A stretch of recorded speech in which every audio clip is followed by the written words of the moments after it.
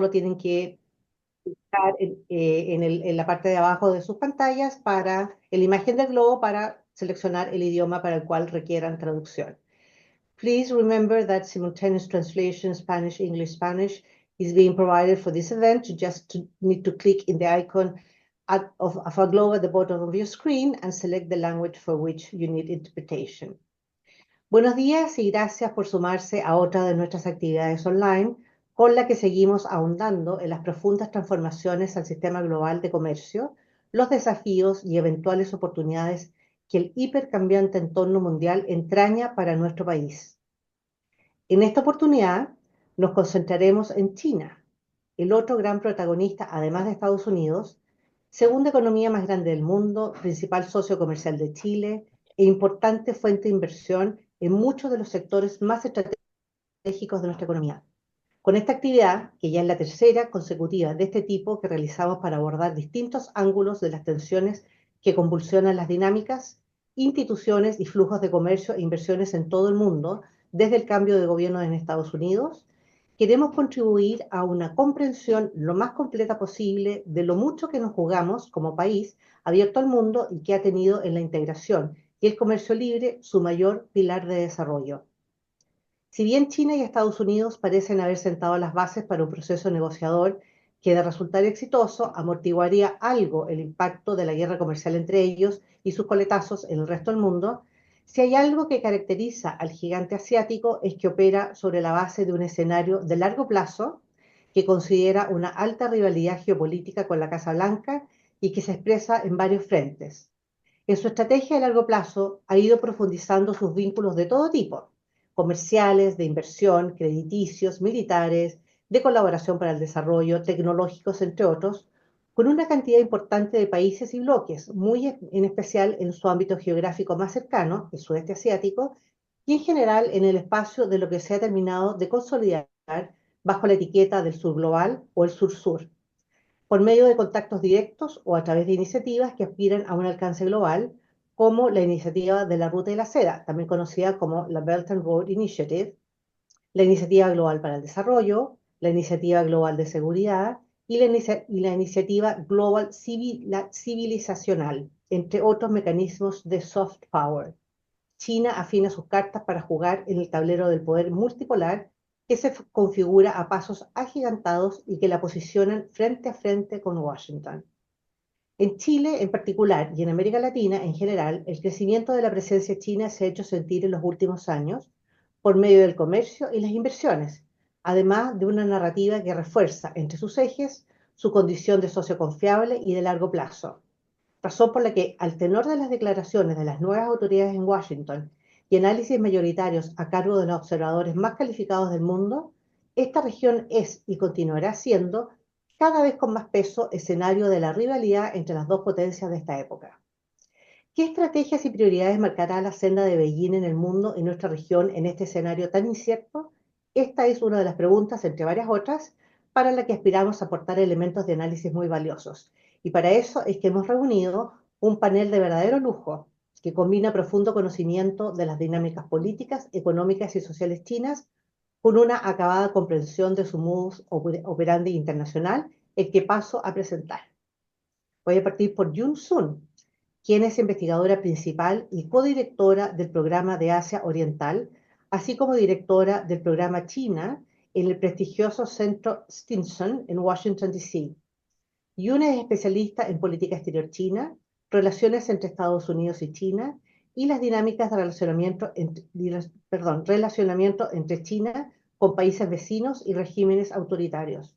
Entre el 2011 y 2014 fue investigadora visitante en la Brookings Institution, designada para trabajar conjuntamente para los programas de política exterior y desarrollo global de ese influyente centro de estudios, donde se centró en los procesos de toma de decisiones sobre seguridad nacional de China y las relaciones entre China y África. Del 2008 al 2011 fue analista de asuntos chinos para la International Crisis Group, ICG, con sede en Beijing, donde se especializó en política exterior china hacia países en conflicto y el mundo en desarrollo. Ahora voy a presentar a Longyan Chen, quien es la directora de negocios del Asia Desk de EY Chile y tiene amplia experiencia internacional en las industrias mineras, minorista y tecnológica. Luego de trabajar para multinacionales en Estados Unidos, el Reino Unido, China y Perú, se unió a EY Chile en el 2019 para liderar proyectos y brindar soluciones a clientes asiáticos interesados en Chile. Y Claudia Labarca, finalmente, es profesora asociada en la Facultad de Comunicaciones de la Pontificia Universidad Católica de Chile y directora del Departamento de Publicidad y Comunicación Estratégica de la Facultad de Comunicaciones. Conforme el directorio del Centro de Estudios Asiáticos de esa casa de estudios, donde se ha especializado en las relaciones entre China y Chile. Su investigación se centra en la confianza y comunicación organizacional e institucional desde una perspectiva local y global, así como en el rol de los medios de comunicación y las redes sociales. Ha publicado diversos artículos en prestigiosas revistas académicas, capítulos de libros y el libro Ni Hao, Mr. Pérez, Buenos días, Mr. Lee. Actualmente trabaja en diversos proyectos de investigación, entre ellos como investigadora principal del Núcleo Milenio sobre los impactos de China en América Latina y el Caribe. Bueno, le voy a ceder la palabra primero entonces a la primera de nuestras invitadas, que va a ser June, después le sigue Long Yang y finalmente Claudia, en ese orden. Y desde ya invito a nuestra audiencia a que hagan sus preguntas o comentarios en cualquier momento de la actividad y para ello lo pueden hacer a través del Q&A, en el icono que está abajo en sus pantallas o a través del chat. Nuevamente, muchas gracias, June, por haber aceptado nuestra invitación, and you have the floor. Thank you for having me. Thank you for the kind introduction. Sorry, I was listening Gracias for por la the gentil English language. introducción. Estaba escuchando la interpretación. Para mi charla voy a enfocarme en el estado actual de la guerra comercial entre los Estados Unidos y China. Sabemos que la guerra comercial tuvo un cese de fuego basado en el Acuerdo de Ginebra que se logró, pero lo que anticipamos desde ahora y lo que podrían ser algunas señales positivas y retrocesos que veremos, vamos a hablar de eso. Y luego voy a cubrir cómo China se ha preparado para esta turbulencia en esta segunda administración de Trump. Eh, Empezó sus preparaciones incluso antes de que tomara el mando el presidente Trump. Y luego cubriré cómo China, de forma más amplia y estratégica, está abordando esto en un contexto de competencia de poder, en particular cómo China ha priorizado el alcance e involucramiento con el sur-sur en los últimos meses, como podemos ver. Entonces, primero, ¿cuál es el estado de la guerra comercial entre los Estados Unidos y China? Estamos en un estado temporal de cese del fuego desde el 12 de mayo. Los dos lados acordaron tener negociaciones durante los próximos 90 días. Entonces, esos 90 días van a expirar, a mediados de agosto, y lo que va a suceder en ese momento tendremos que ver, pero hay algunas especulaciones. La primera es que el cese de fuego que se logró en Ginebra no sacó el 20% de la tarifa impuesta por Estados Unidos en los productos chinos. Sabemos que el lado chino eh, eh, ha puesto sus demandas y peticiones, y potencialmente si vamos a ver algún cambio o cambio positivo, sospecho que eso primero se van a enfocar en otros temas. China tiene alguna esperanza de negociar el 10% de las tarifas recíprocas, pero dadas las guerras entre distintos países, para China hay un entendimiento de que esta tarifa recíproca del 10% va a ser la línea base con los Estados Unidos de aquí para adelante, así que es muy poco probable que ese 10% pueda ser negociado. Una pregunta clave es si estas tarifas prohibitivamente altas que vimos entre el 6 de abril y el 12 de mayo, básicamente 115% que los Estados Unidos impuso sobre China y la represalia consiguiente sobre estas tarifas. Si es que esas tarifas van a volver, no sabemos.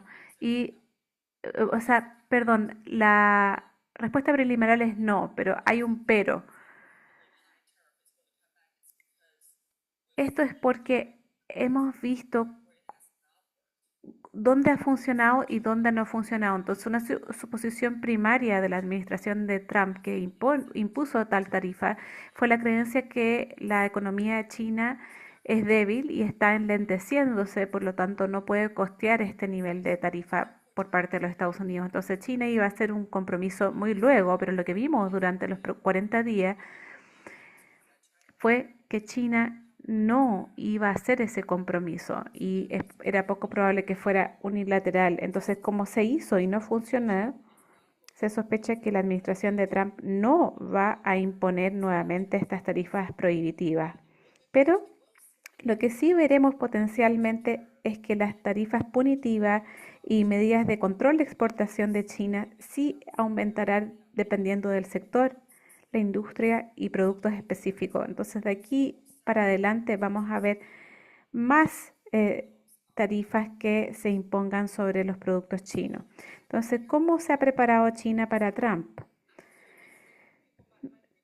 Las personas podrán recordar que en el último año, en 2020,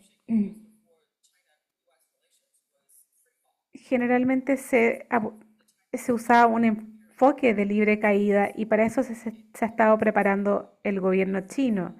Y ese va a ser el peor escenario, una caída libre. Entonces, hasta ahora, basado en lo que ha pasado en los últimos 4 meses, las cosas no han estado tan malas, aún. Pero aún se mantiene mucha incertidumbre.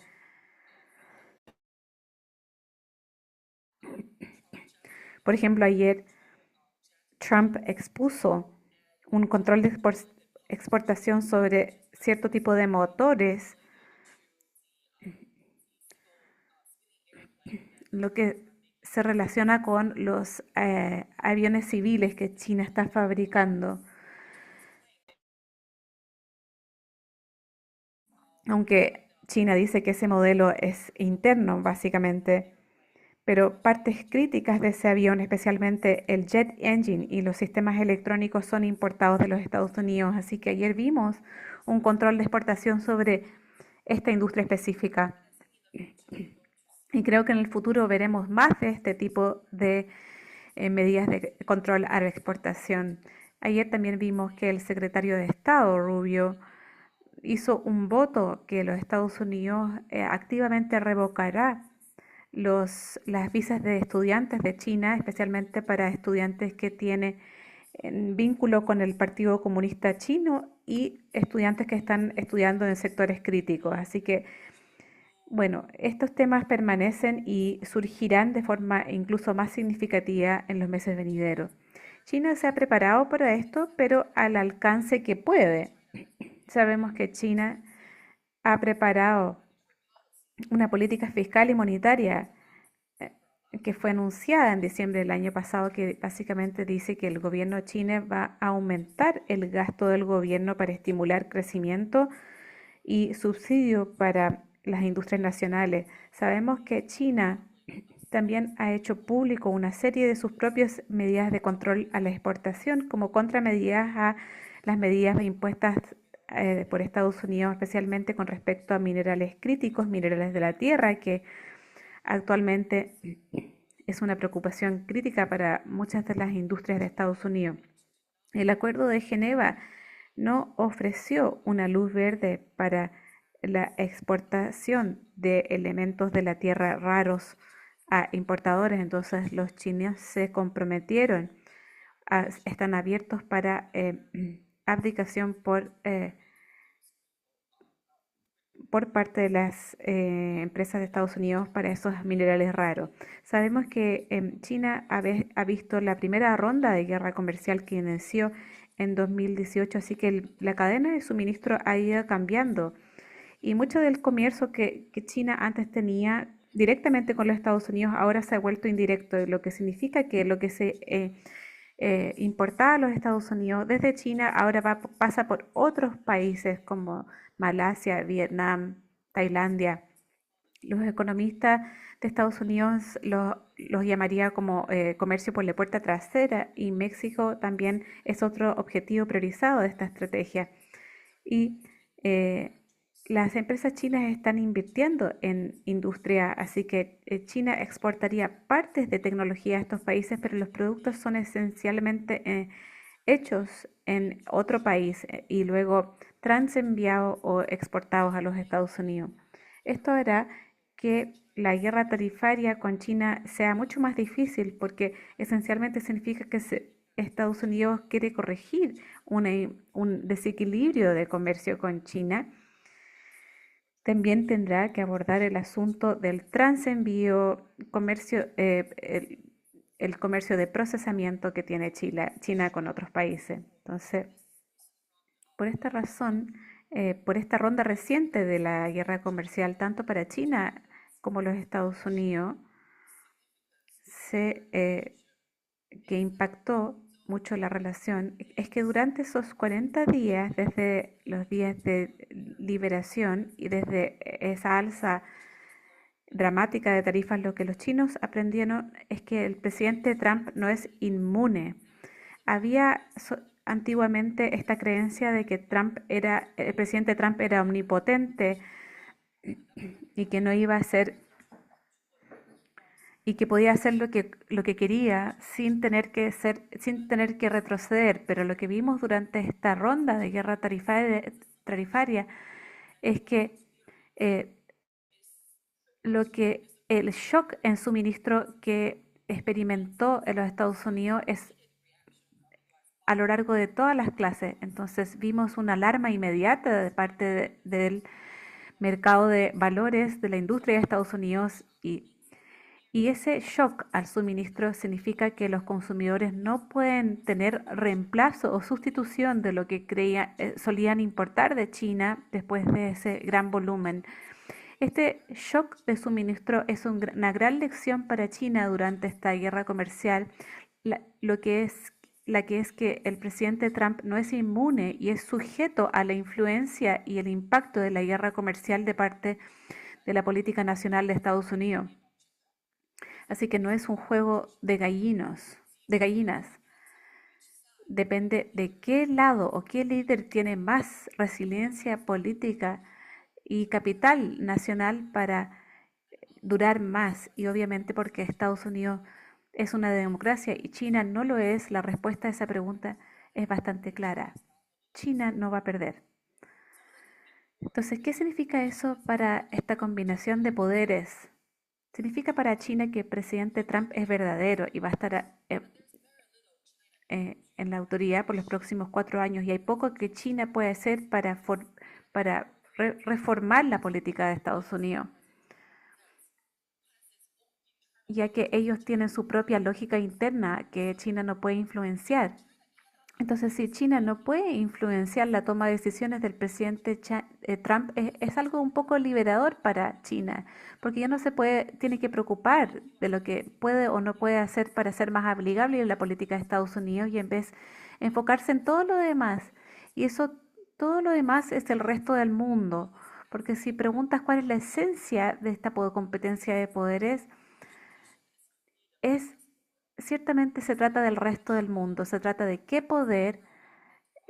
con qué poder se identifica el resto del mundo como su líder y están dispuestos a seguir y por ende a soportar la visión de que ese gran poder se presenta al resto del mundo.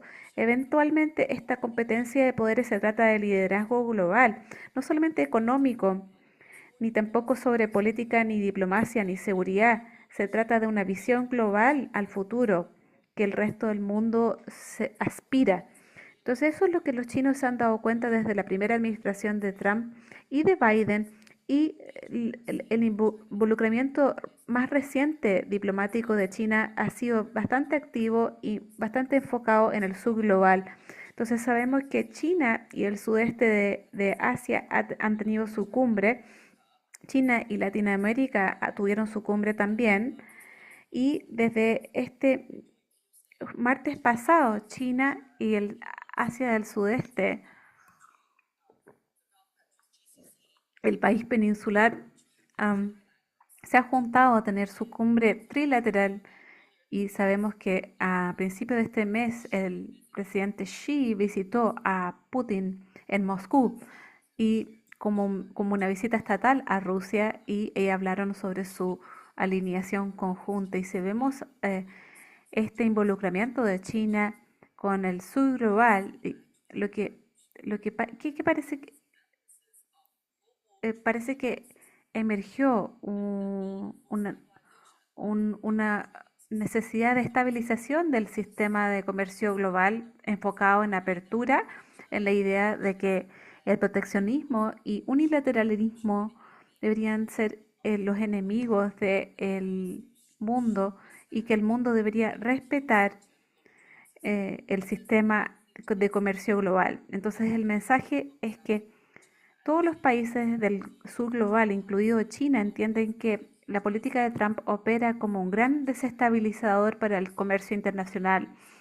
Entonces ahora veo que China está tratando de conectar con el sur global para que surjan mecanismos o acuerdos de comercio para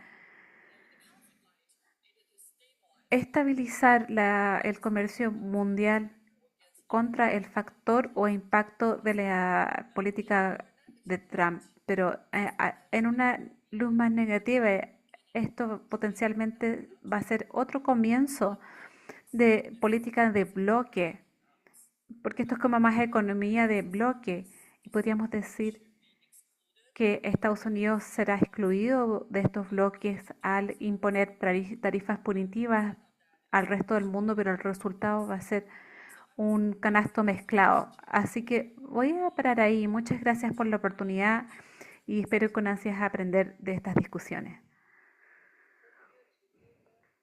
Gracias a ti, Yun, por tus perspectivas y volveremos a ti para preguntas posteriores.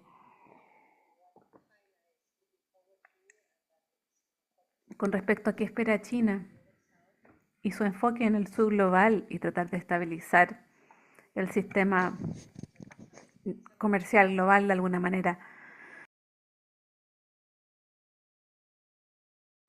Ahora que los Estados Unidos ha hecho todo lo posible para desestabilizar lo que se ha construido en los últimos 30 años.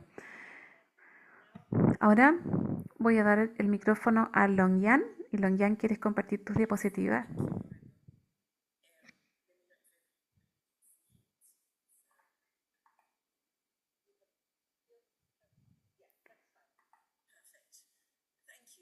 Gracias. Encuentro muy interesante lo que Yun Sun mencionó sobre los cambios actuales y la cumbre con el sur global y países latinoamericanos. Yo voy a dar una visión de cómo la inversión económica de China en Latinoamérica ha sido y esto incluye también al Caribe y Centroamérica. Creo que será interesante empezar la presentación hablando de la crisis en sí. En China la palabra en crisis significa en realidad dos distintas cosas. Significa peligro o riesgos y oportunidades.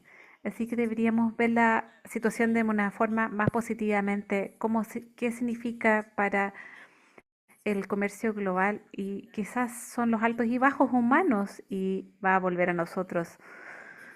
Ciertamente voy a dar un resumen general de las figuras que estamos explorando o viendo en términos de la inversión china en Latinoamérica, que se enfocan principalmente en energía, infraestructura y la industria minera. Ciertamente hay mucho comercio, principalmente en agricultura, vehículos entre China y Latinoamérica.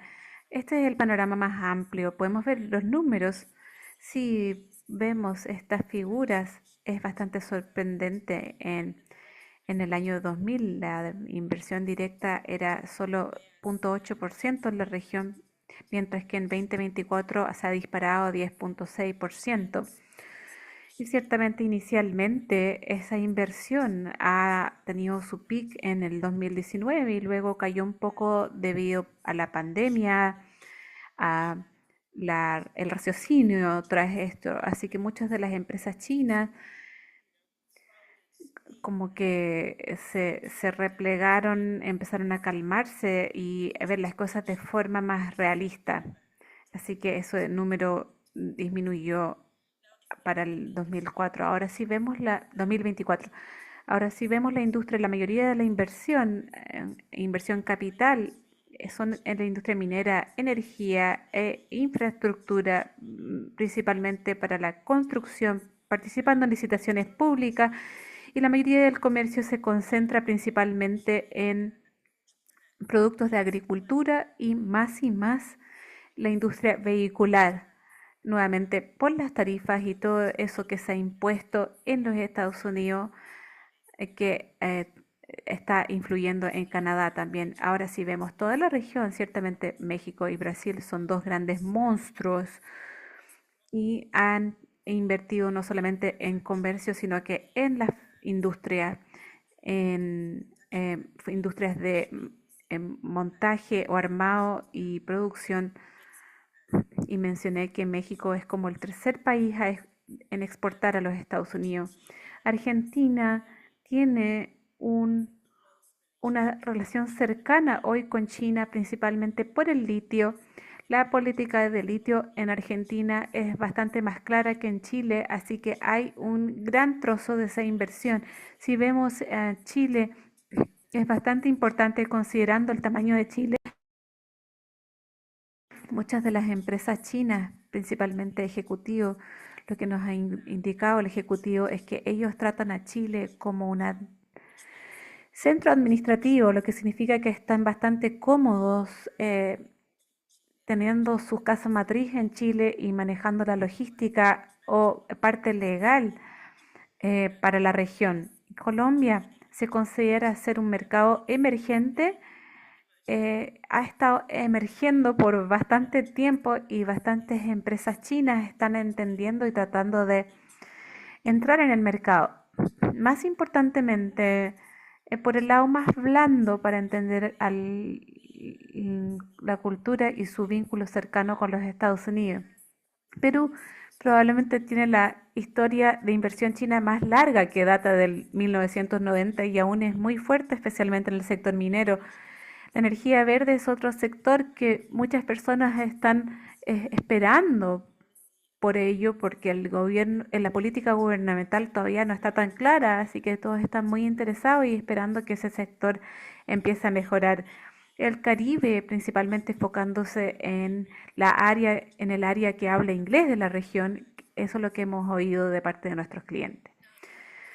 Ahora, considerando la importación-exportación, está más o menos equilibrada a través de los años y está esta demanda de productos industriales importados a Latinoamérica y también materias primas y productos de agricultura para exportar a China. Ahora, si nos enfocamos solamente en Chile, como podemos ver, está en crecimiento y hay distintos periodos que la inversión varía un poco y principalmente eso depende de las visitas públicas en en proyectos de energía. Como podemos ver, la mayoría de estas inversiones chinas, si vemos a la tendencia que está en alza en el 2018 y dado la pandemia y razones externas, se ha calmado esa inversión y anualmente hacemos una encuesta con las empresas chinas para entender los comportamientos de inversión y cuáles son las preocupaciones y definitivamente escuchamos que Chile es uno de esos mercados maduros y para poder entrar en este mercado uno tiene que estar muy bien preparado o tener el mejor producto para exportar a Chile. Así que en comparación con el resto de Latinoamérica, Chile es un mercado más racional para la inversión china. Y la mayoría de las inversiones se realizan por adquisiciones de fusión, especialmente para proyectos de energía en el norte de Chile. También hay harta inversión en proyectos eólicos.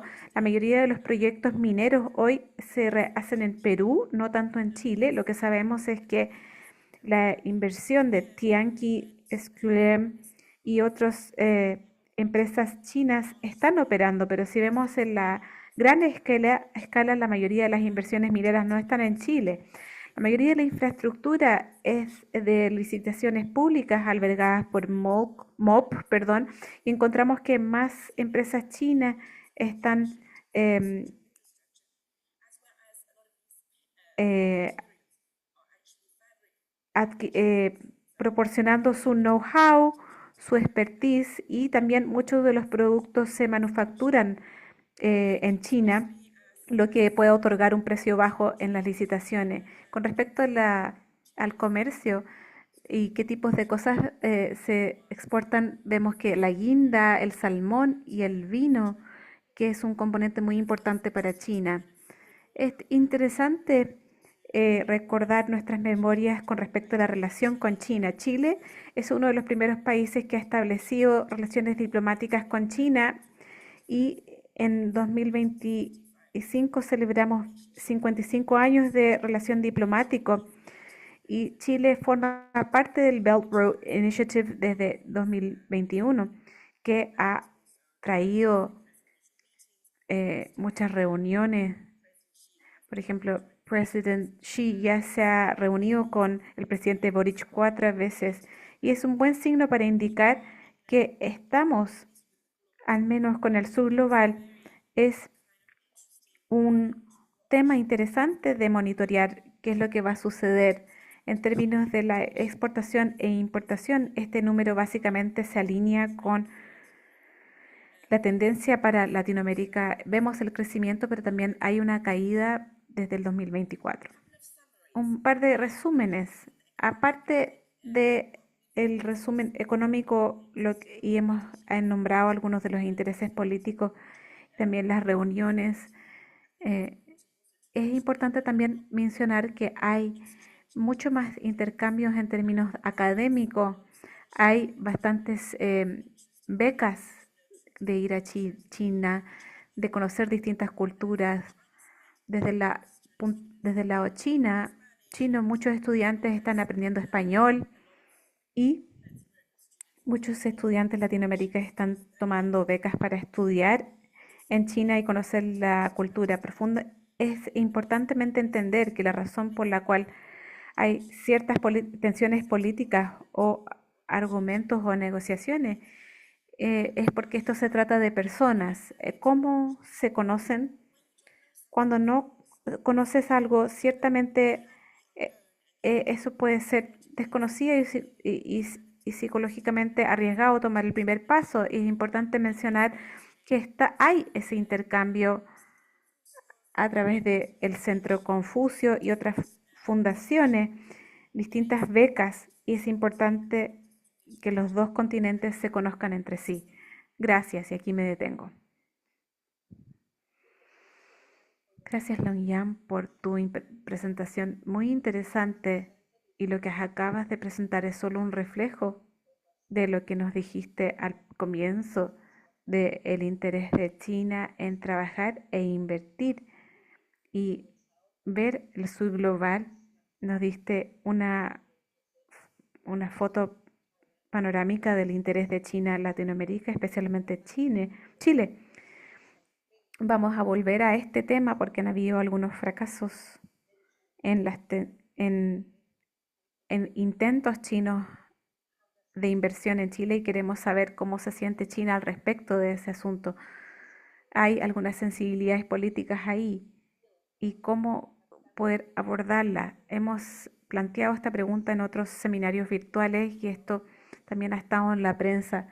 ¿Qué podemos hacer cuando estamos en el medio de el Estado y China en este aspecto? Y vamos a volver a este concepto que dijiste de que para China la crisis significa riesgos y oportunidades también. Eso es muy interesante y queremos entenderlo más, porque una cosa que nos llamó la atención es el silencio que hubo cuando Trump empezó este bombardeo de anuncios, y hubo silencio en China, y para nosotros desde esta parte del mundo es algo extraño, porque normalmente reaccionamos de inmediato. Entonces Esos cambios culturales tal vez pueden ser una respuesta a este concepto de crisis que tienen en China. Queremos entender más profundamente qué es lo que hay en el trasfondo cultural chino y lo que dijiste también con respecto al presidente Xi, que él, él sabe que es muy estable en su posición, a diferencia de presidente Trump, que ya no está tan seguro de esa estabilidad.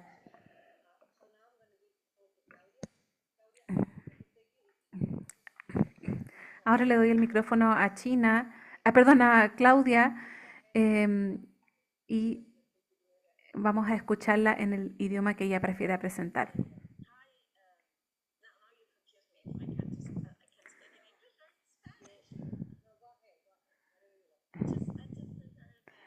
Preparé la presentación en inglés. Primero que nada, quiero agradecer la invitación de participar aquí en este maravilloso panel, pero especialmente quiero agradecer el hecho de que seamos solo mujeres.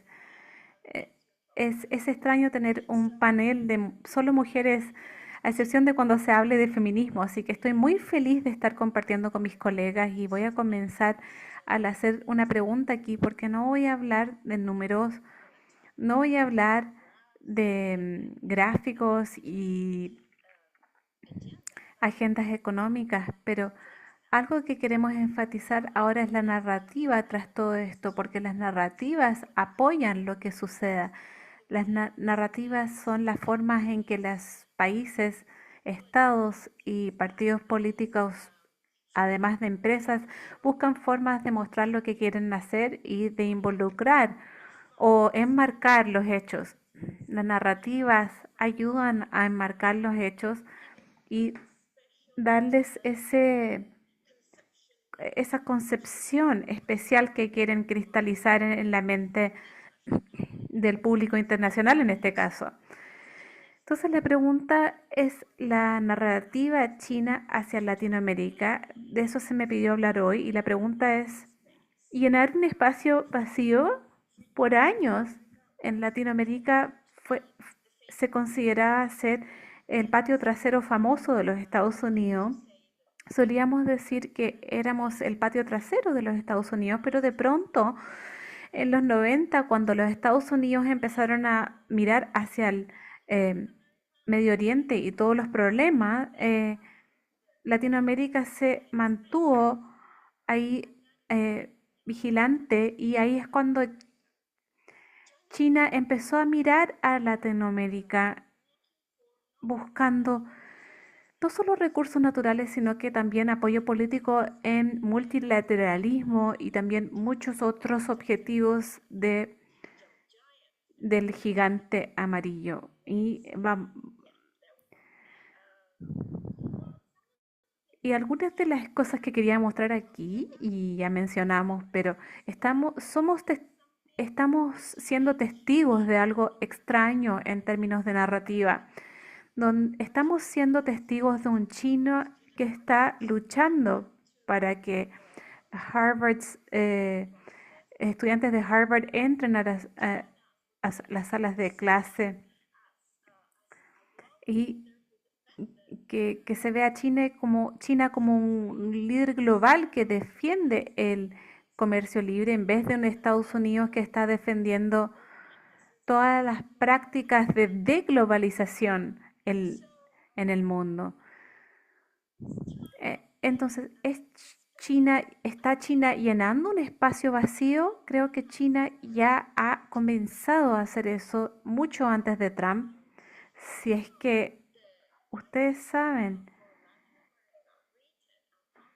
que lo que se ha publicado, los escritos publicados en China hablan sobre la cooperación creciente entre Latinoamérica y China. Y esto es parte de una política global de China de entrar en mercados y lugares que nunca han alcanzado antes, como África y Latinoamérica. Esto fue en el año 2000.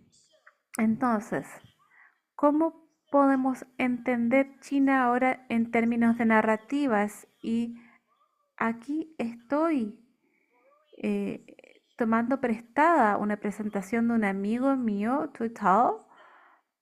Él es el director del Centro Chino de Oxford y recientemente tuvimos una charla y él dijo, China tiene tres personas, se puede comportar como tres personalidades, se puede comportar como un accionista responsable, se puede comportar como defensivamente, reactivamente y asertivo, como lo que estábamos hablando cuando, cuando dijimos que reacciona o no a los Estados Unidos, sus amenazas, pero también como una China competitiva. Y aquí hay algunos puntos donde el presidente Xi dice, vamos a modernizar a China sin importar lo que suceda, queremos ser competitivos. Y otras medidas que muestran cómo se ha comportado de forma defensiva. Pero también China, y creo que esa es la personalidad que está tomando con el sur global, se está comportando como un accionista responsable. Uno de los principales ejemplos son este paraguas de discurso de sur global. Aquí podemos ver una fotografía que fue tomada y Chin estuvo ahí en la segunda think tank global en este diálogo que solo tuvieron países del sur global. Asistieron por 3 días, tuvimos muchas conversaciones, ciertamente el, es parte de la estrategia de China, pero también muestra el interés em, en las discusiones donde se explicó cómo China está mejorando su cooperación con los países que tal vez uno a uno no son poderosos, pero todos juntos pueden serlo. Entonces, ¿cómo está hablando China a Latinoamérica? Y esto data desde el año 2000, no es nuevo, no es por la administración reciente de Trump o incluso la primera administración de Trump. Este es un trabajo que China ha estado haciendo desde el año 2000. Primero, como dije, China tiene un discurso global basado en la cooperación sur-sur,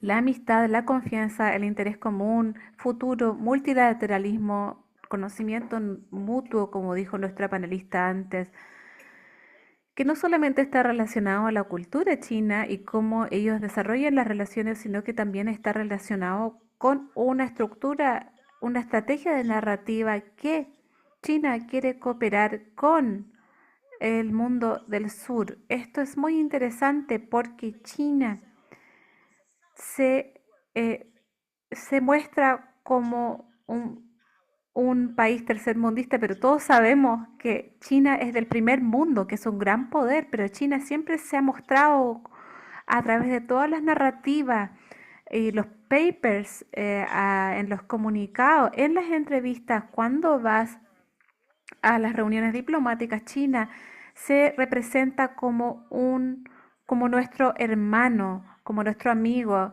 como nuestro socio, con especialmente en Chile, pero en Latinoamérica también, como un socio económico. Y esa es la razón por la cual podemos apoyar acuerdos comerciales, acuerdos viales, iniciativas viales.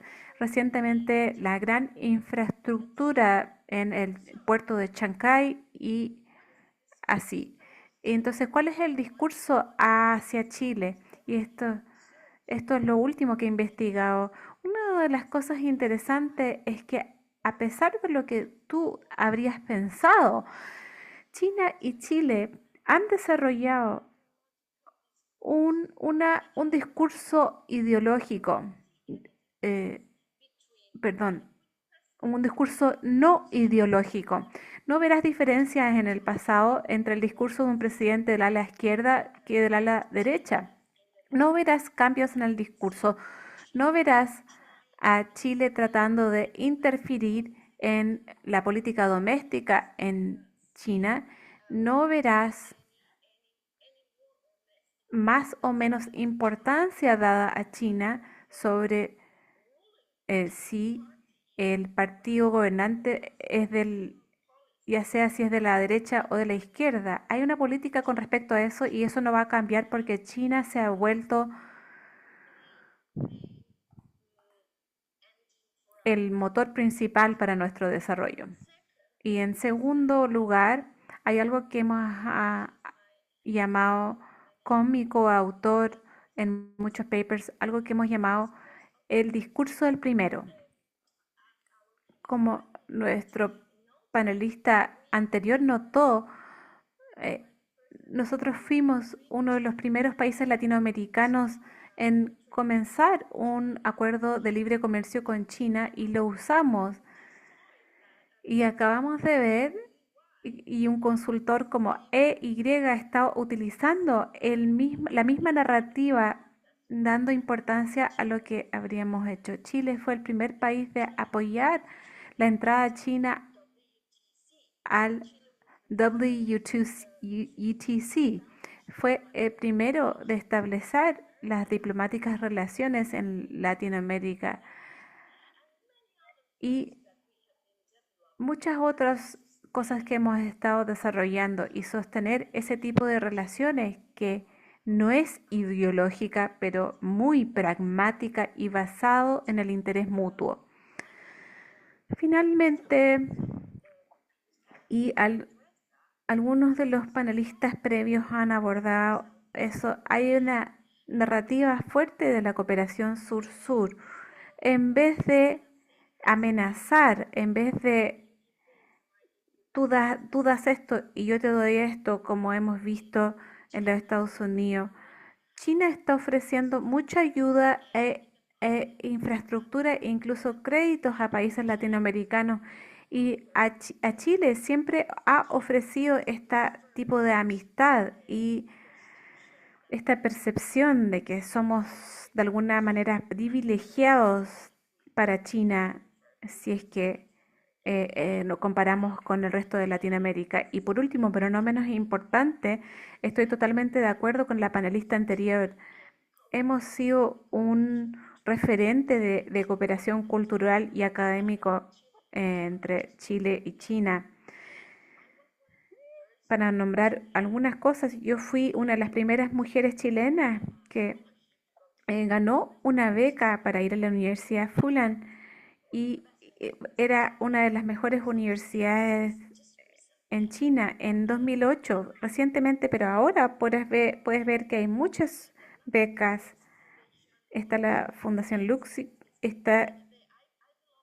yo pertenezco a un grupo de chat de personas que aman a China, que han estado en China, que hablan chino y es increíble cuántas personas están aprendiendo chino, no solamente aprendiendo chino, sino que involucrándose con la cultura.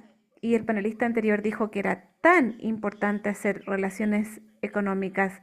Y para terminar, porque creo que estoy excedida en el tiempo, hicimos porque queríamos también saber qué pensaban los chilenos sobre China, porque también eso es importante, cómo vemos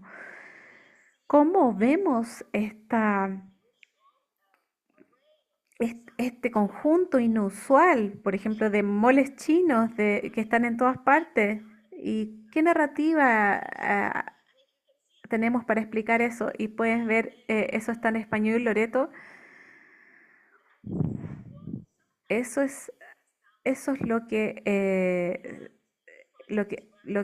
podemos recaudar en términos de percepción y podemos ver que no hay una ideología, excepto una que está acá, que es comunismo, y el resto está muy relacionado a avances tecnológicos, comercio y la gran percepción de un gran país gobernando el mundo, productos económicos, trabajo, que es importante. Vemos que los chinos le dan trabajo a los chilenos, no les quitan trabajo.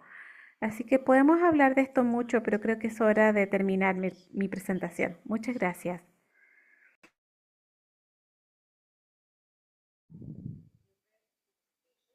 Muchas gracias, Claudia, por tu presentación muy interesante. Nos has dado otra perspectiva sobre las relaciones con China y cómo ha sido antes de o qué ha sucedido con la administración de Trump. Ahora esperaré a Longyang y tú para que vuelvan a la y Yun Sun para que vuelvan a la pantalla y procedamos con las preguntas. Voy a comenzar, Yun, con una pregunta que se ha realizado de un embajador anterior y director general en política exterior del ministro de Relaciones Exteriores de Chile, el señor embajador Carlos Portales, que dijo: dijiste correctamente que el gran poder de competencia se trata de influencia en el resto del mundo. China tiene una política muy activa hacia la región y el mundo. Al mismo tiempo, los Estados Unidos está imponiendo nuevas tarifas, tratando de renegociar a su favor los acuerdos comerciales, tratando de inducir inversión extranjera en los Estados Unidos. Ninguna nueva iniciativa en abrir los mercados de Estados Unidos a Los Ángeles, a LA, o no grandes inversiones de programas de inversiones, o ninguna decisión privada para invertir en LA. Entonces, el resultado de la competencia de Estados Unidos con China, si se mantiene la política de Estados Unidos, ¿favorecerá a China? Me gustaría si pudieras comentar en algo que se citó hoy día en CNN y se trataba del tema del USAID, porque se ha mencionado que China es todo sobre economía y tiene un lado comercial y quieren invertir, pero siempre quieren algo de vuelta, pero no tiene problemas con USAID. Y dijiste que China no está en esas líneas, o no sé si lo estará en el futuro, con respecto a reemplazar a los Estados Unidos en ese tipo de programa. Ha sido muy dañino para el mundo que el Estados Unidos dejara de financiar ese tipo de programa. Entonces, ¿qué opinas de este aspecto, de estas preguntas? Feliz de contestar. Primero, gracias, embajador, por su comentario. La respuesta depende de cómo vemos que los Estados Unidos está cambiando y si este cambio es permanente o es temporal. Creo que yo describiría donde está los Estados Unidos actualmente es en un estado de corrección de curso. Creo que la política anterior de los Estados Unidos ha, ha sido impopular nacionalmente, al menos una gran parte de la Constitución y la opinión pública es que hay un retroceso al nivel de evolución y también del tipo de compromiso de Estados Unidos globalmente en el pasado. Creo que eso, yo diría, se reflejó muy bien en la elección del presidente Trump en el 2016 y luego nuevamente en 2024. Entonces, estas elecciones no ocurren en un vacío. Si las personas tienden a ver la elección primera de Trump fue como por accidente o por manipulación política, la segunda vez fue electo, ganó, no solamente ganó electoralmente, sino que ganó los votos populares por un margen muy grande. Y quiero recordarle a las personas que ganó eh, en 7 estados que se creía que iba a ganar Kamala Harris. Entonces, puede que lo critiquemos por su política, pero creo que las personas también necesitan pensar un poco más profundamente sobre por qué fue electo en primer lugar. en realidad representa una buena porción del pensamiento americano con respecto a la ruta de Estados Unidos y cómo debería llegar ahí. Esto de hacer que América sea primero nuevamente, no solamente grande. Este es el pensamiento político dominante en la política de Estados Unidos. Claro que han habido críticas de los liberales, pero hasta ahora no veo que los liberales han sido efectivos en términos de presentar narrativas alternativas que podrían ganar los votos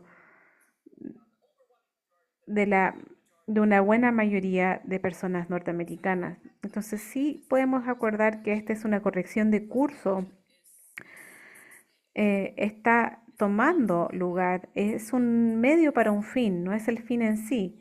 Creo que la pregunta más interesante de hacer es, ¿dónde va los Estados Unidos y qué va a suceder como resultado de esta corrección de rumbo?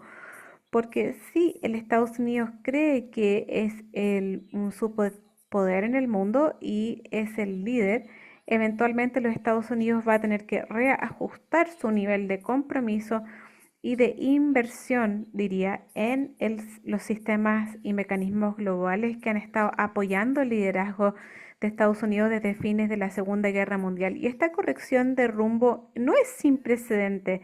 Las personas olvidan que entre la Primera y Segunda Guerra Mundial, después de la Segunda Guerra Mundial y después de la Guerra del Golfo, y nuevamente no olvidemos el famoso caso de Nixonismo, que básicamente después de la Guerra de Vietnam eh, y la influencia del Asia-Pacífico, creo que todos esos son ejemplos históricos de corrección de rumbo de la estrategia de los Estados Unidos.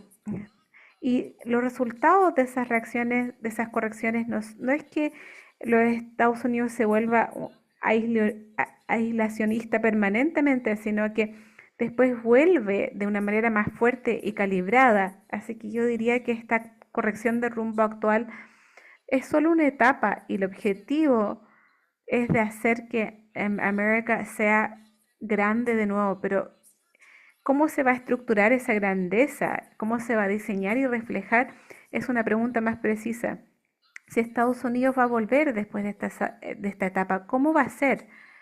¿Va a ser como Ronald Reagan, que básicamente los Estados Unidos volvió con una dominancia sobrecogedora y ganó la Guerra Fría? ¿O va a volver de otra manera? Esa es una buena pregunta. En términos de favorecer a China, sí y no. Cuando eh, muchas veces Estados Unidos no tiene que hacer nada para ser reflejado como el gran jugador más grande en la sala. Y bueno, el presupuesto de China para la asistencia social es mucho menor al de Estados Unidos y la mitad de ese presupuesto ha sido utilizado para subsidiar a la tasa de interés de préstamos para que China pueda dar préstamos a una baja tasa. Y también podemos ver cuando la sostenibilidad se vuelve un problema, qué tipo de retrocesos ha enfrentado China por eso. Además de la falta de capacidad, hay una falta de interés en muchos dominios.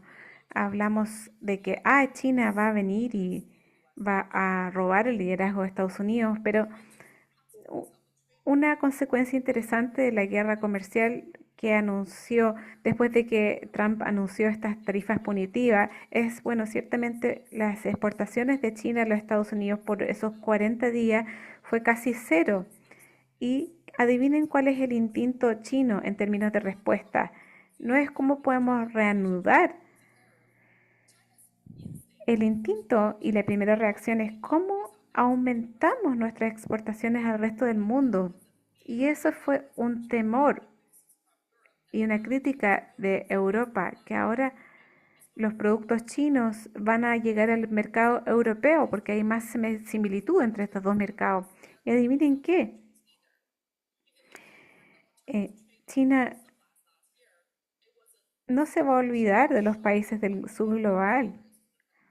Si vemos las exportaciones del 2024, una gran porción de la exportación fue a países del sur global. La mayoría de los países en África, las personas no se dan cuenta, a pesar de la sabiduría convencional de que son exportadores de recursos naturales, ellos también tienen déficits comerciales con China. Entonces así China está apoyando este gran sistema de comercio global,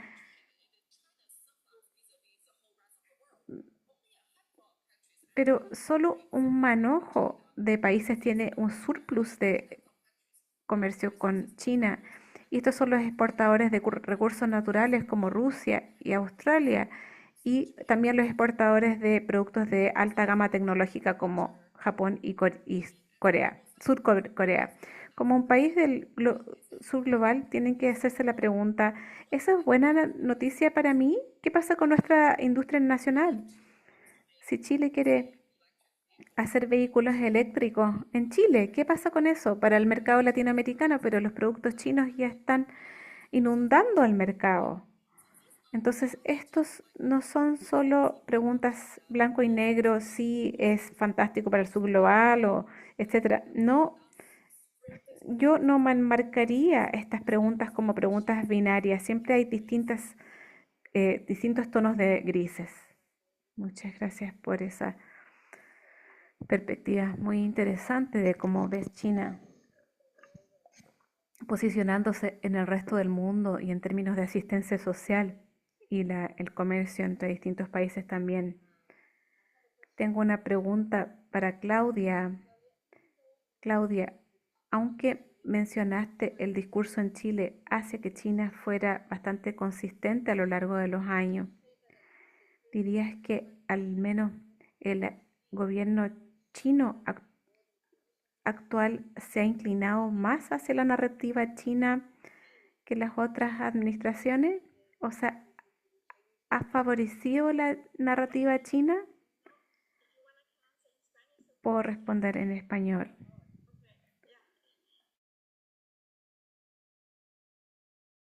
Que uno tiene que identificar en las narrativas hacia China dentro de América Latina es que se dividen como en distintos tipos de países. O sea, la narrativa, por ejemplo, boliviana, la narrativa peruana, la narrativa argentina hasta Milei, hasta Milei, eran narrativas venezolanas, eran narrativas muy, muy condimentadas ideológicamente, Brasil también, el Brasil de Lula, etcétera, muy condimentadas ideológicamente, y en Chile, la verdad es que nos ocurre algo bien complejo, Loreto, porque Chile ha sido un país y Boric ha sido un presidente condenando mucho los regímenes que han violentado los derechos humanos en varios países de América Latina.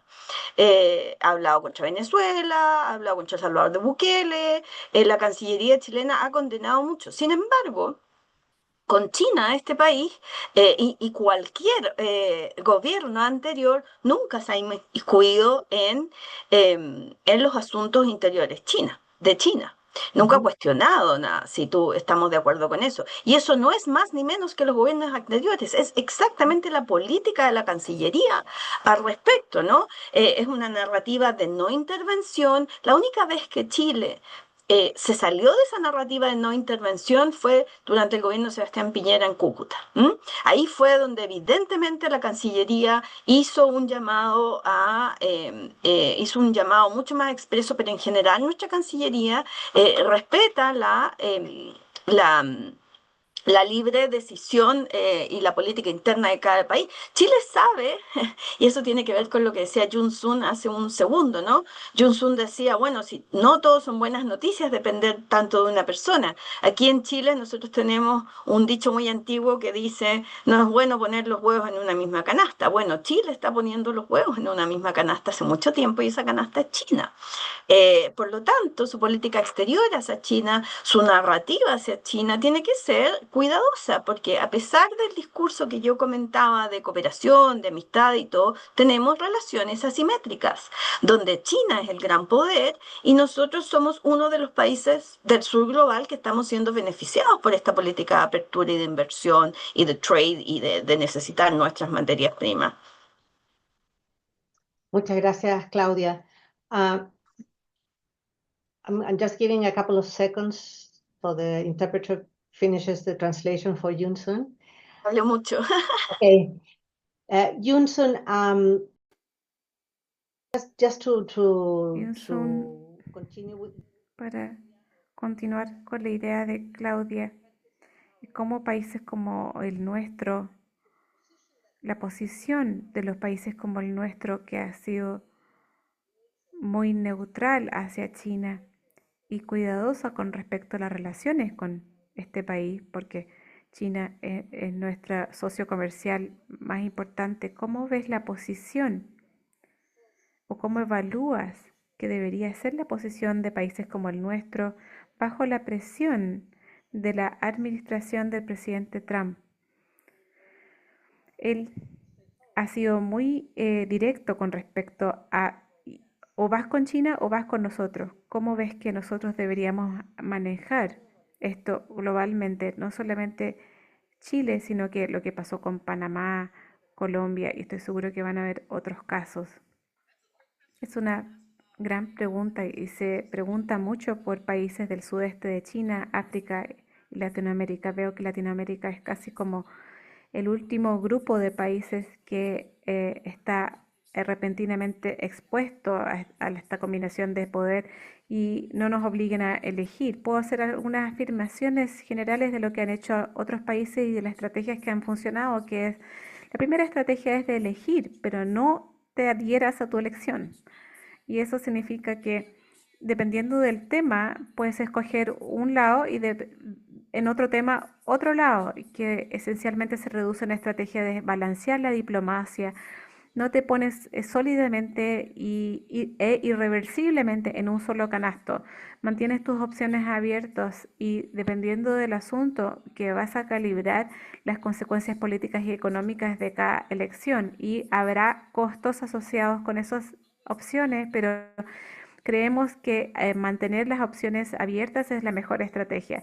La segunda estrategia es básicamente los estados más pequeños o débiles utilizan sus propias organizaciones, su voz colectiva para aumentar su poder y vemos esto en Europa, en ASEAN, que cuando un grupo de países se juntan, su voz colectiva y su influencia va a ser mucho más significativa versus si estuviesen hablando de forma individual y su habilidad para influir las estrategias de los grandes poderes y también va a proteger a cada país si es que son capaces de surgir, de crear una posición colectiva, va a ayudar a protegerlos de potenciales retrocesos y castigos desde poderes más grandes. Entonces, esencialmente, la clave es agencia.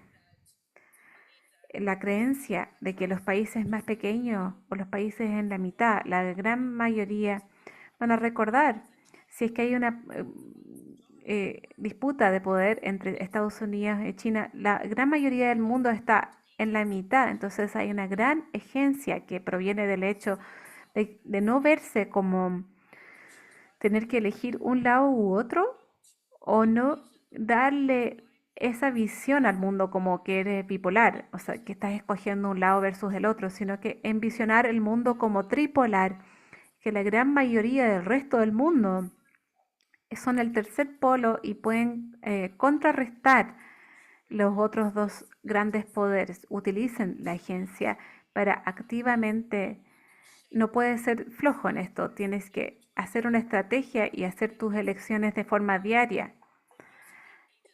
La agencia de usuario de manera diaria.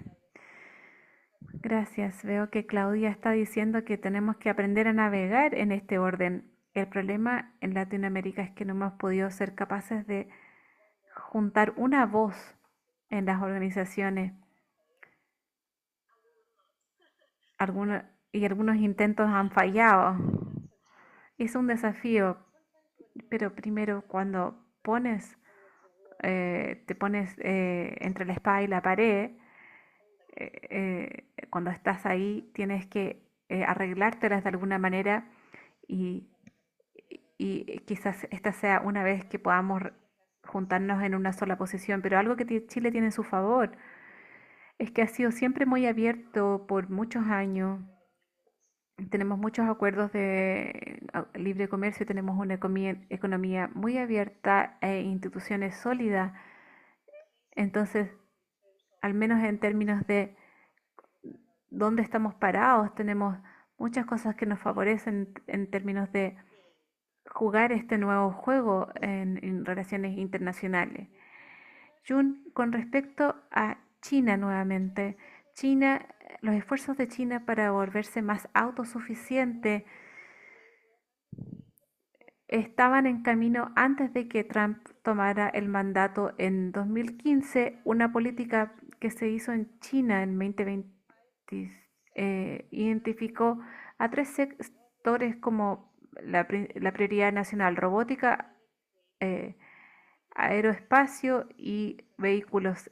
¿Dirías que esta ha sido una estrategia exitosa hasta ahora y cómo procedemos desde ahora bajo un marco de guerra comercial?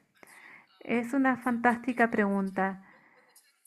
Dos respuestas. Cuando los chinos evalúan su autosuficiencia, hay generalmente dos formas que lo consideramos. La primera es que nunca es negro o blanco, nunca es una pregunta sí o no, no es que seamos o no seamos autosuficientes, depende de los sectores. Sabemos que los chinos son capaces de producir em,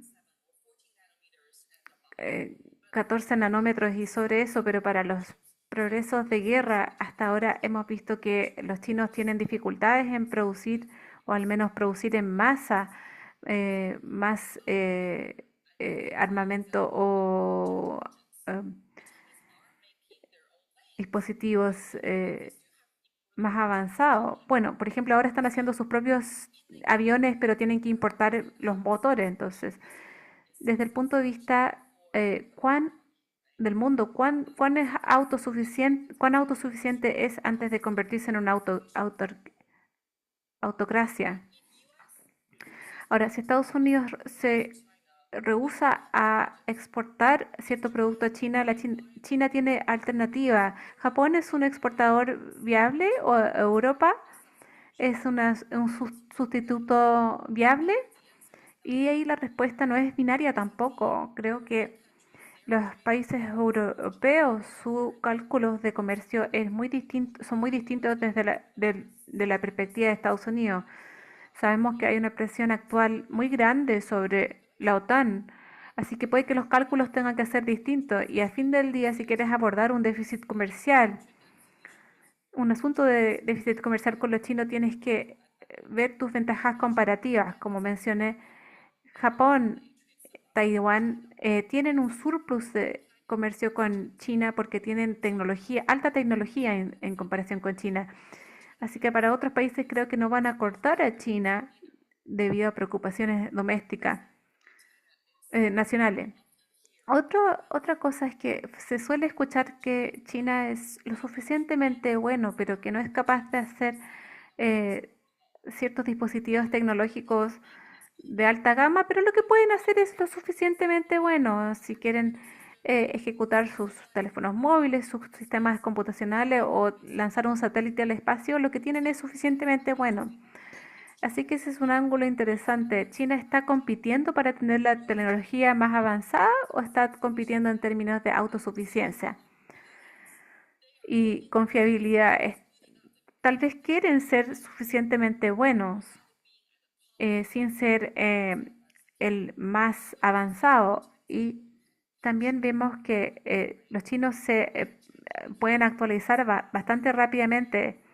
Vimos que ChatGPT el año pasado o el año anterior voló la mente de muchas personas, que la industria de los Estados Unidos era capaz de producir sistemas de inteligencia artificial tan avanzados, pero este enero vimos que China sacó su propia versión a un precio más bajo y que CASA se ejecuta tan eficientemente, pero quizás no es el mejor, pero es lo suficientemente bueno. Así que quizás la respuesta a la pregunta si es autosuficiente o no, sí lo son, pero no enteramente, pero lo que tienen es lo suficientemente bueno. Muchas gracias. Tuve la suerte de el año pasado ir a 2 misiones comerciales a China y realmente estaba impresionada y creo que fueron más que suficientes. Fui afortunada de ir a Huawei y vi estos grandes edificios llenos de miles de personas, cientos de personas, en, simplemente investigando.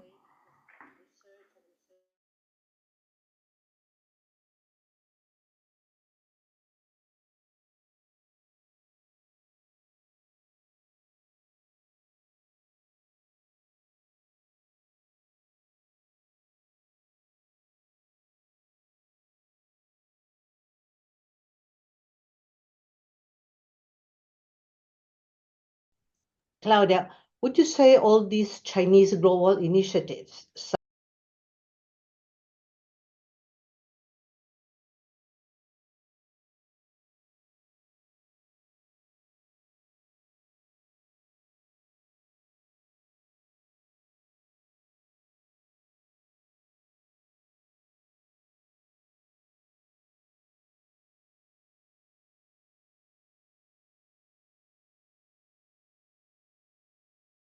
Hablamos de Global South, ¿de qué hablamos cuando hablamos de Global South? Porque en Global South estamos todos los países que estamos en vías de desarrollo, y eso incluye Asia, y eso incluye América Latina, y eso incluye África, etcétera.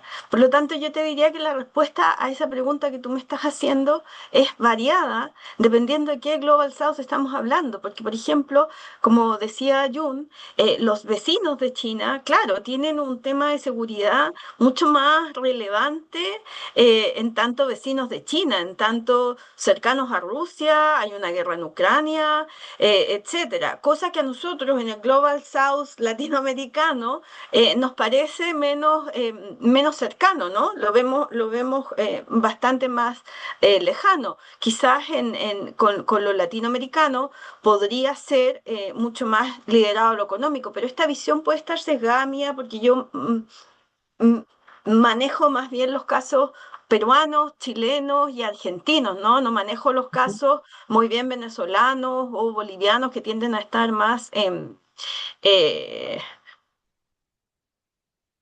más ceñidos o más protegidos por esta China. Piensa que también esto es un post-orden del post-orden mundial.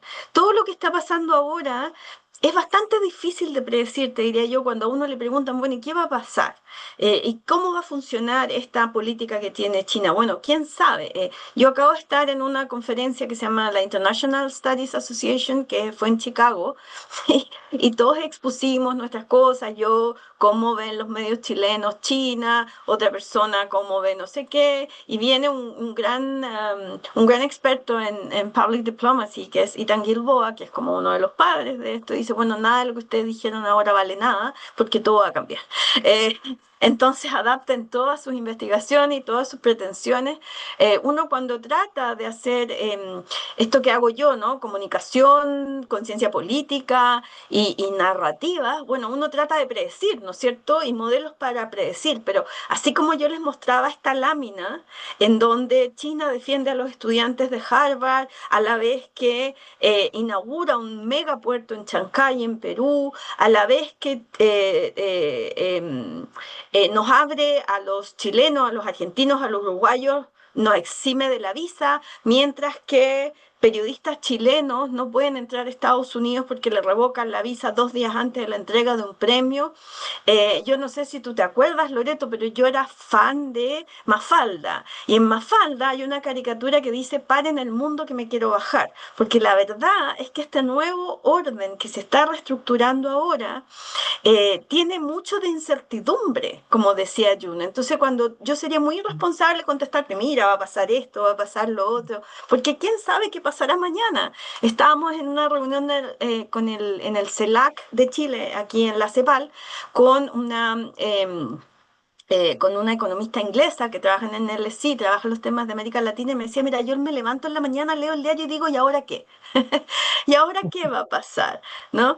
Entonces, yo creo que está difícil predecir, salvo que yo creo, como lo puse en el chat, que vamos a tener que aprender a navegar en estas iniciativas, que vamos a tener que valorar esos grises, porque nosotros no nos podemos autoponer los países del sur global en esta posición de lo uno o lo otro, como decía Jun. Yo en eso lo encuentro razón.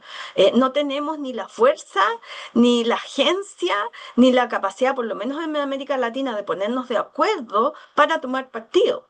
Yo creo que aquí lo estratégico sería saber navegar, tal cual lo dijo Jun Sun. Y así sea la iniciativa que tú mencionabas, o sea un tema más económico, o sea un tema más ideológico. Chile nunca quería entrar en los BRICS. Ya se acaba el gobierno del presidente Boric, probablemente el próximo gobierno no sea de este lado, probablemente sea del otro lado, no va a entrar a las BRICS. Entonces, tampoco tenemos esa agencia, o Chile por lo menos no tiene esa agencia latinoamericana que puedan tener los países de Asia, ¿no? Por eso vuelvo a lo inicial, es decir, cuando hablamos de sur global, ¿de qué estamos hablando? Es muy diverso y no hay una respuesta exacta. Así es, pero sin embargo nos interesa entrar al RCEP, que sí está China. O sea, hay otras instancias en las que sí podemos participar y que tienen la connotación de sur Yo hablo de la global. agencia propia de la región, Ah, bueno, eso. no de organismos multilaterales, a eso me refería. Ah, ok, sí, perfecto. Y te quiero hacer una última pregunta, o sea, para ti, Claudia, después voy a hacer una pregunta a Yun-Sun más general. Eh, en Chile, el tema de las inversiones chinas en Chile ha llamado a la discusión, por así decirlo de manera elegante. Y hay una pregunta acá de alguien, yo creo que es un alumno tuyo, está hecha en LinkedIn, que nos están siguiendo también en A ver, LinkedIn, de, ¿quién es? de Joaquín Páez. Y Sí, dice, Joaquín. sí, dice, ¿qué aspectos cree que sean claves para seguir validando el rol de Chile el de China por las élites locales en la región en mayores inversiones, en especial en transición energética? O sea, en definitiva, ¿qué habría que hacer para convencer un poco a las élites locales de que la inversión china es válida y puede abrirse las Joaquín, ¿por qué puertas? me preguntas esas cosas tan difíciles? A ver, Es hay varias. complicado porque, sí. Mm. Sí, es complicada la respuesta, porque primero tenemos que definir las élites económicas, las élites mediáticas, etcétera.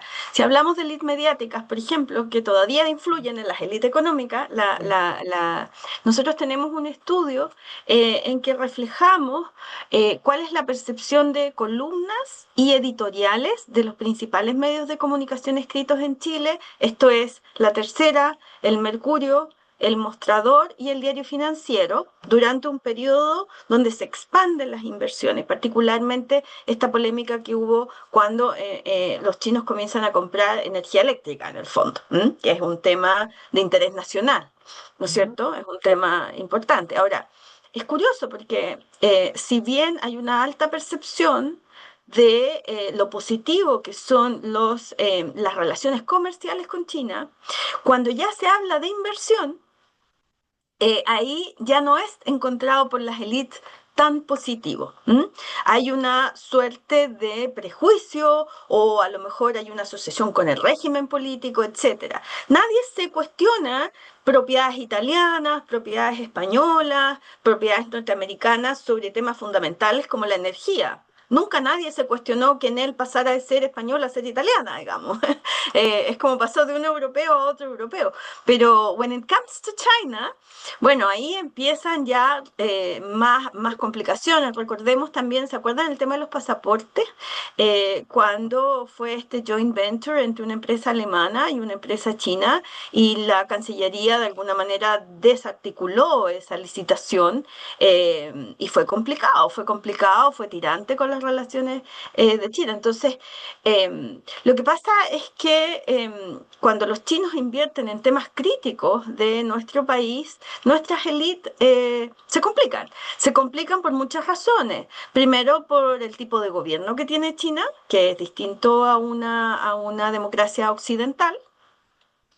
Segundo, porque estamos teniendo un grado de dependencia relevante, ya lo tenemos en la parte comercial y empezar a tenerlo también en la parte de inversiones es algo que también genera un poco de resquemor, ¿no? En las élites que cuidan los patrimonios, que cuidan el control político también sobre ciertas cosas. También recordemos hace mucho tiempo atrás cuando China quiso comprar el 49% de Gavi, una mina en el norte, y los sindicatos desarmaron ese acuerdo.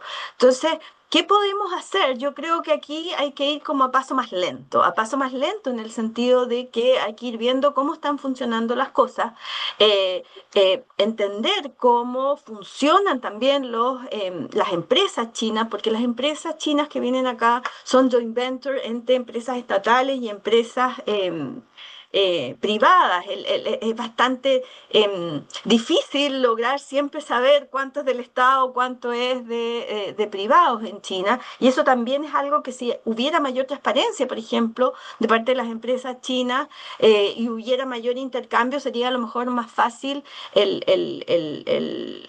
la apertura, digamos. Además, nosotros tenemos un sistema de inversión extranjera que además es igual para todos. Nosotros no hacemos excepciones como pasa en África o en otros países de América Latina, donde la inversión extranjera directa va a depender de ciertas negociaciones particulares. Nosotros no tenemos eso y eso por mucho tiempo frenó la inversión china, pero eso va a seguir siendo así. Chile es un Estado con una institucionalidad fuerte y clara y transparente en el tema de la inversión extranjera. Sí. Muchas gracias, Claudia. Eh, And I'm sorry, Junsun, but they have told me that the interpretation didn't work. I'm very, very sorry for that. I don't know what happened, but something with the channel. But we were talking about Chile particularly, and I'm glad that that was the case because it's not that it may not be of that big interest for you. So apologies for that. But I have a question for you, Junsun, and it's one of Sarah Wong that it's De Sarah Wong, and que está talks aquí about en el chat, uncertainty. que habla de incertidumbre. Es algo que Claudia mencionó hace un rato y esa es la regla ahora, incertidumbre. Y pareciera que esta incertidumbre va a permanecer un tiempo y esta pregunta va con respecto a que puede escalar y ser más grande. Y a ella le gustaría escuchar un comentario sobre tus perspectivas sobre eso. ¿Cree que podría haber consecuencias mayores con respecto a lo que ya hemos visto, como mencionaste hace un rato, algunos accionistas en los Estados Unidos se están reaccionando a las medidas de Trump y esto ha hecho que se vuelva más sensata la política de Estados Unidos?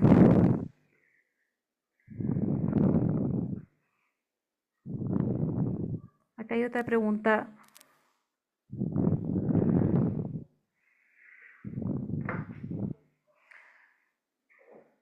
Con respecto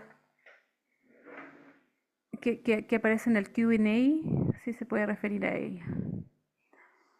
Rápidamente, con respecto al tema de la incertidumbre, la mayoría de las especulaciones que he visto, los economistas esperan volatilidad de 6 a 12 meses y creo que eso es lo que estamos esperando, al menos durante el primer año de la administración de Trump.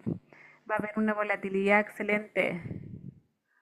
Creo que estas predicciones son bastante adecuadas y estratégicas. Ya sea republicanos van a querer defender sus bases y sentar las bases para protegerse. O la pregunta de India, creo que ese es es que es lo que dice la multipolarización de los distintos asuntos. Vemos a India, a Europa, hasta cierto punto, vemos nuevas instituciones eh, saliendo y las instituciones más tradicionales no es que se estén desintegrando, sino que están dando más de su espacio a nuevas instituciones. Entonces, eso se suma al enmarcado de la voz colectiva del subglobal con respecto a la agencia del subglobal. Creo que el embajador también hizo un comentario con respecto a la influencia de Estados Unidos esperando con respecto a esta corrección de rumbo de la administración de Trump. Y creo que eso es inevitable. La pregunta es si va a ser permanente. Que, que esto represente lo que se va a ver, cómo se va a ver políticamente en los Estados Unidos, o es una etapa para volver más fuerte después. Desde la perspectiva de Estados Unidos, las personas apuestan al segundo, al escenario segundo.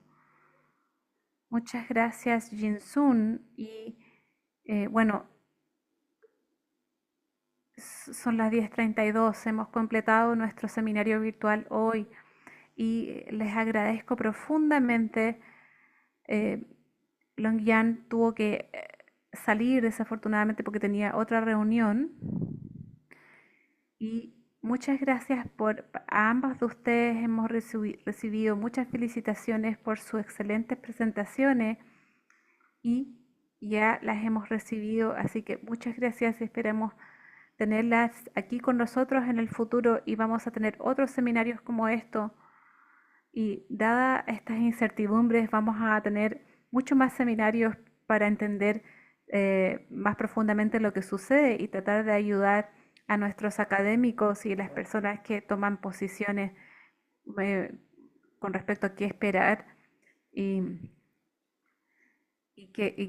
y las personas que toman grandes decisiones. Muchas gracias, Yun-Sun. Tienen un fantástico día ahí en Washington. Muchas gracias, Claudia.